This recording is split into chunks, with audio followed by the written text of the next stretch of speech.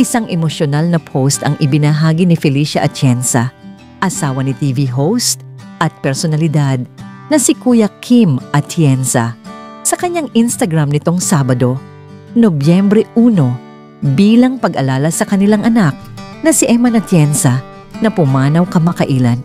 Sa kanyang mensahe, ipinahayag ni Felicia ang labis na pangungulila at pag-ibig sa kanyang anak na tinawag niyang Precious Eman.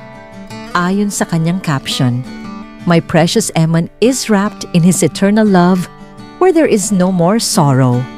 Eman, your laughter and spirit will echo loudly in heaven. One day, we will be together again, my love, my mini."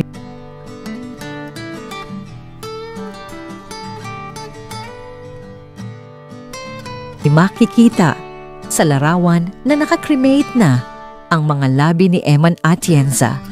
Dumating na din sa Pilipinas ang kanyang abo. Magkakaroon ng burol sa November 3 at 4 sa Chapel 5, The Heritage Memorial.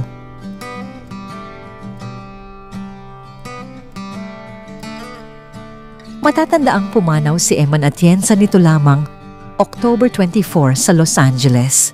Ayon sa report, ay nakita umano ng mga pulis ang katawan ni Eman na nakabitin.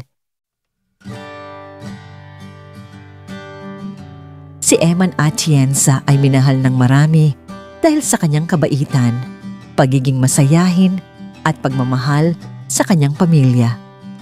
Ang kanyang biglaang pagpanaw ay nagdulot ng matinding lungkot sa pamilya Atienza, maging sa mga kaibigan at taga-suporta ng kanilang pamilya.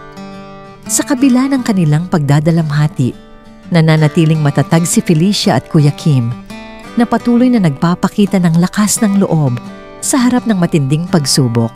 Maraming netizens ang nagpaabot ng pakikiramay at dasal para sa pamilya Atienza at pinuri si Felicia sa kanyang katatagan bilang ina.